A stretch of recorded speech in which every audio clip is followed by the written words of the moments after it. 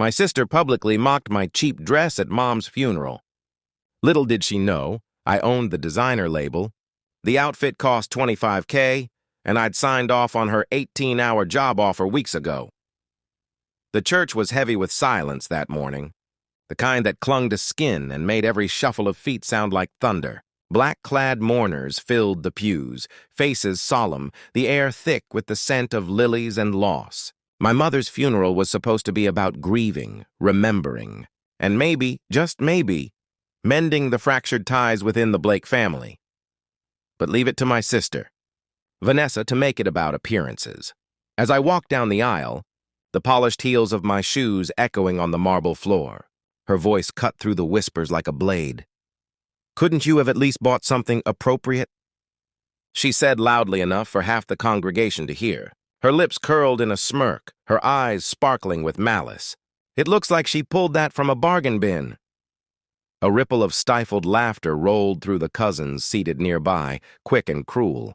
Heads turned toward me, some eyes wide with pity, others with thinly veiled amusement. I felt the heat rise in my cheeks, but I didn't flinch. I had learned long ago that Vanessa thrived on humiliation, and I wasn't about to give her the satisfaction.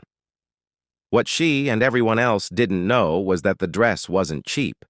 Not even close. It was a custom piece from Laurenti, one of the world's most sought-after couture brands. A gown that had cost me $25,000, stitched by artisans whose work she worshipped in glossy magazines. A design that had taken 3 months of hand-embroidered detail. The irony? I wasn't just a customer. I owned Laurenti, but I didn't wear the dress to flaunt. That had never been my way. I wore it because my mother had loved understated beauty, because she used to say, "True elegance doesn't scream, it whispers." I wanted her whisper to be with me one last time. And so I kept silent, smoothing the silk across my lap as I sat down, ignoring the daggered looks Vanessa kept throwing my way. I listened to the eulogies, to the priest's words, to the soft sniffles around me. Yet even in mourning, I noticed how Vanessa preened in her seat, tilting her chin so her diamond earrings caught the light, adjusting her handbag so the brand logo faced outward. She was obsessed with labels, always had been. As children, she mocked my simplicity, calling me the plain sister while she paraded around in anything loud and glittering. She chased status like oxygen, desperate to prove she was better than me, even if only on the surface. What she didn't realize was that her entire life was about to collide with mine in ways she couldn't imagine. Because 2 weeks earlier, over a rare coffee together, she had leaned across the table, her eyes sparkling with excitement. "I landed the interview of my dreams," she'd said. "Laurenti, can you believe it? If I get the job, my life will finally match my taste." I'd stirred my coffee slowly, masking my expression. She had no idea the woman across from her was the silent majority shareholder of Laurenti. No idea that the board had already sent me her file for review. And certainly no idea that I had already signed the final paperwork. Her contract, offering her a position for $8 an hour, an entry-level assistant role, the kind she would have once mocked others for. She thought she was climbing into luxury. She thought she would finally stand where the glamorous stood. She had no idea she would be standing under my roof, answering to me. The service ended and the pallbearers carried our mother's casket out into the gray afternoon. People whispered condolences, hands squeezed mine, eyes lingered with sympathy. But Vanessa wasn't done. She caught my eye as the crowd filtered out, smirked, and whispered through red-painted lips, "Next time, try not to look so cheap." Her words might have cut deep years ago, but this time, I only smiled, because her lesson was coming, and it would sting far more than my dress ever could. A week after the funeral, the apartment door flew open without so much as a knock. Vanessa swept inside in a whirl of perfume and self-importance, her heels clacking against the hardwood floor. She dropped her handbag on the couch like she was placing a crown on a throne. "I got the job!" she squealed, spinning in place with her arms stretched wide. "Laurenti, do you know how huge this is? I'm finally moving up, Mia. This is my ticket out of mediocrity." Her confidence was blinding. Her voice dripped with triumph, and the smug curl of her lips told me exactly what she was thinking. Once again, she had risen above me. I didn't flinch. I simply poured us both coffee and handed her a cup. "That's great, Vanessa," I said evenly.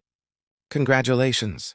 She barely acknowledged my words, already rambling about how she would rub shoulders with designers, attend runway shows, and maybe even fly to Paris. She spoke as if the job was an elevator to the glamorous life she'd always envied but never touched. She didn't notice my measured calm. She never did.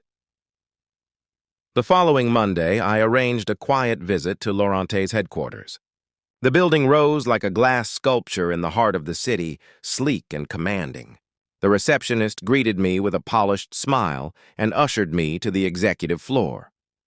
"Good morning, Ms. Blake," she said with a slight bow. Every corridor whispered respect.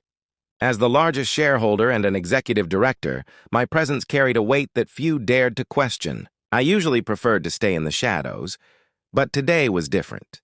Today, I wanted to witness something with my own eyes. Through the glass walls of the training room, I spotted her, Vanessa. She had dressed like she was heading to a gala, fitted blazer, towering heels, hair sleeked back in her signature style. She perched on a chair with a posture meant to radiate superiority. But the HR manager's voice cut through her illusion. "Your duties will include answering phones, scheduling meetings, and managing travel itineraries. You'll also be responsible for logging expenses and supporting the administrative team." Vanessa's smile faltered ever so slightly. Her eyes flickered with confusion, then disappointment. She had expected design meetings, marketing brainstorms, glossy fashion boards. Instead, she was being handed the duties of an entry-level assistant. I watched her nod stiffly, lips stretching into a forced smile. I could almost hear her inner voice. "This is just the first step. The glamorous part will come later." She was clinging to hope the way she always did, by convincing herself she deserved more than what reality offered. At lunchtime, I asked the receptionist to send her to my office. The knock came timidly at first, then the door creaked open. Vanessa stepped inside, glancing around the expansive office with a mix of curiosity and awe. The leather chairs, the minimalist art, the floor-to-ceiling window overlooking the skyline, it all screamed authority. "Nice place," she said cautiously, her tone betraying a hint of envy. "Who's—" Her words choked in her throat as her eyes landed on the polished brass nameplate on the desk. "Mia Blake, Executive Director." Her face drained of color. Her mouth opened and closed like a fish gasping for air. You're... What?" I leaned back in my chair, calm as ever. "I own Laurente, Vanessa." "Your dream job? It's in my company. Technically, you work for me now." The silence that followed was thick enough to choke on. She blinked rapidly, her cheeks flushing with shame and disbelief. "That," she stammered, her voice cracking, "that's impossible. You've always been average, invisible." Her words were meant to wound, but they fell flat, echoes of a narrative she'd convinced herself of for years. I let the air stretch before answering, my tone quiet but cutting. "You've spent your life chasing labels to prove your worth. But I built them. While you mocked me at Mom's funeral for wearing a cheap dress, I was wearing a piece from a house I own. That dress cost more than your car. The brand you worship, the logo you flaunt, it's mine." She staggered back a step, as though the weight of her arrogance was suddenly crushing her. Her manicured nails fidgeted against her handbag strap. "I didn't," she began, but her voice faltered. "I didn't know." "Of course you didn't," I said softly, leaning forward, "because you never cared to look beyond appearances. Mom always said pride without humility destroys.